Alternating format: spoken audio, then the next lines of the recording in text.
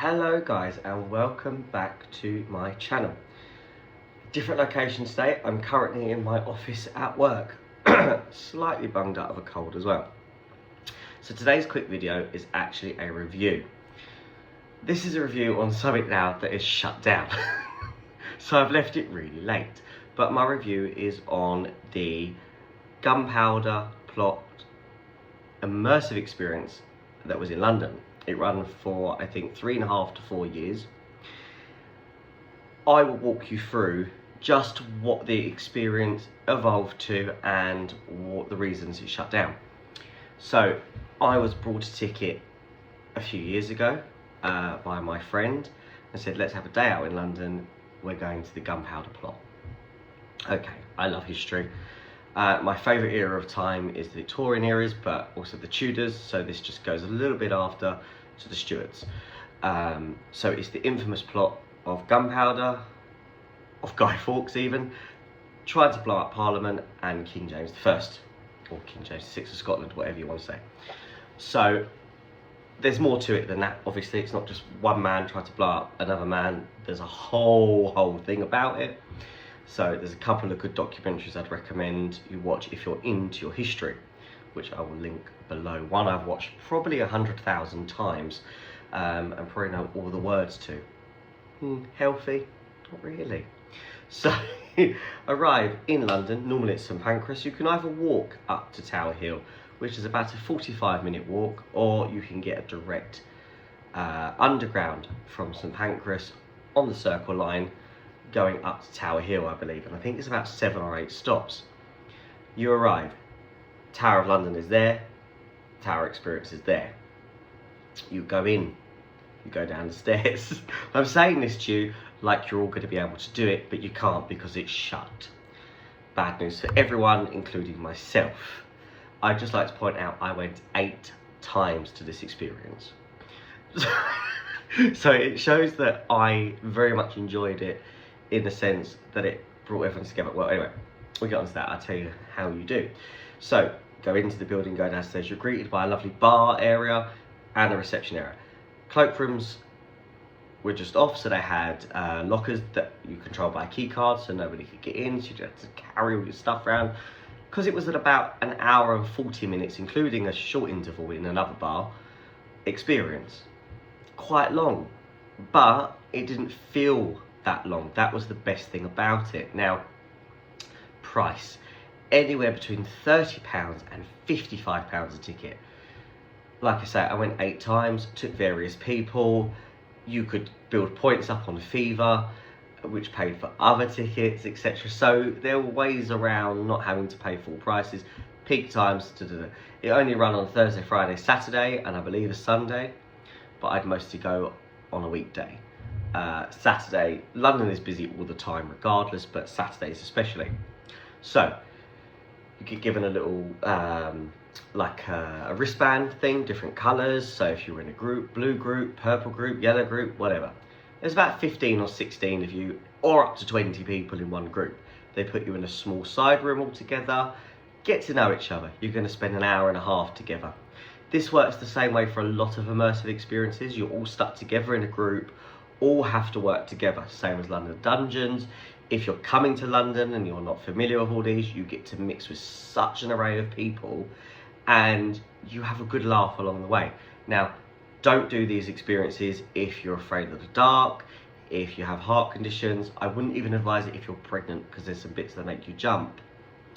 So, some are suitable for kids as well. I'd say probably 10, 11 and above would be where you're at. The times I'd been, there were kids there and they were very well behaved. I have to say, really credit to their parents. So, I digress. You go into another room, big screen on the wall, telling you you're going back to 1605, the fights between the Catholics and the Protestants, and everyone's angry at each other, and everyone's like, ah. Elizabeth I has just died, and James I has just taken over. First king of England and Scotland combined together. It's brought 2 nations together, but really just, you know, it's still like at each other. Everyone's still fighting each other over this. They're all the same group, really. They just got different beliefs that someone should be attached to Rome, someone should be attached to the crown. Anyway, watch a documentary on it. Very good. So, there's a big map of London, of what it would look like then. Now, not the EastEnders map that you're probably used to, but a 1605 version of the map. And you go through to another room. This is where it starts to get good, because you're immersed then with the actors. So the actors I found over all the times I went were so professional, so on the job at just every little detail, the way they talked, the way they walked, the way they interacted with you. You felt really comfortable in that environment and you felt quite at home. So the story is, you have to decide whether you are going to blow up Parliament or you are going to not blow up Parliament, basically. And famously, they did not blow up Parliament, they got caught. Guy Fawkes got caught in the dungeons or the cellars or the undercrofts of Parliament, and that's why we celebrate Gunpowder. That's why we celebrate Bonfire Night every 5th of November. It was law up into the 1800s that you had to celebrate it in the defeat of Guy Fawkes that got revoked, I think, in 1870 something by Queen Victoria. So, but people still do it now, and they burn effigies of Guy or now popular leaders, or in most cases not very popular leaders. It's a mostly British tradition or English tradition, or however you want to put it. I don't know if they celebrate fireworks night over the rest of the world, but we definitely do a massive thing here of it. It's one of those traditions that hasn't gone. Most people, I don't think they really know what they're celebrating it for, but that's okay, because it's still a good English fun tradition. So you go through, there's some virtual parts to the thing, to the experience. So you sit on a swing and you put a mask on and you're abseiling down a building, but you're not, because you're just stationary. The first time you do this, it's kind of like, whoa. By the 8th time, you're quite a professional, so you're fine.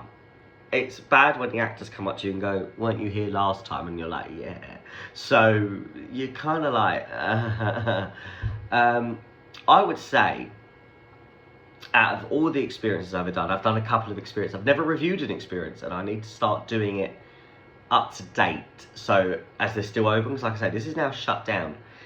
This was the best one that I've done. I've done London Dungeons, I think, 4 times in my life. And when you go with London Dungeons, you get to go through all history. But the Gunpowder plot was just something that a little bit more special. If you're into history, if you're not into history, go the once, you'll love it.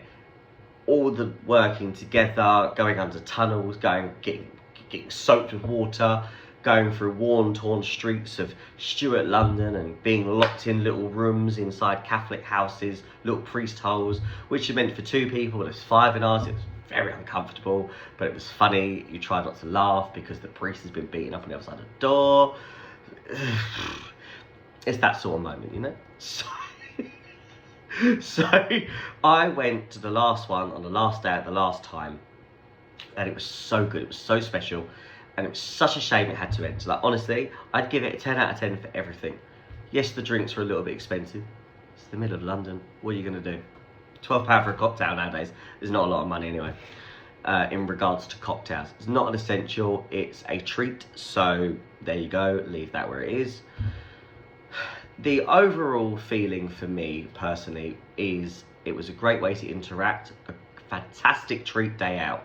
Like I say, over the course of 3 years, I went 8 times. So it became more than a treat to me. It became a little bit of an obsession, you know, slightly. My friends started to worry a little bit, but then all day long I watched documentaries on history, especially, like I say, the Tudors, the Stuarts and the Victorians, Jack the Ripper, that sort of thing.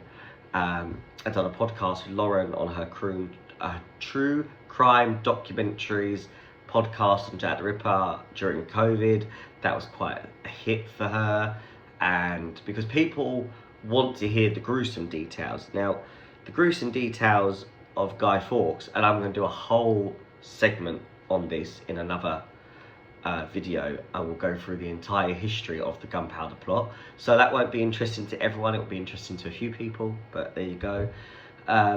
It was gruesome in the end. What they did to him was But then again, he did try to kill the king and the whole of Parliament and all the priests. Up and down with life.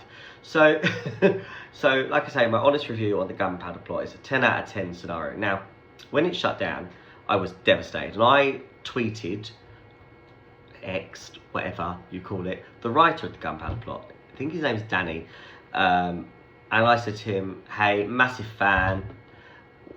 What was the reason for shutdown?" He said it's very complicated, but to shorten the answer, the lease of the building will run out.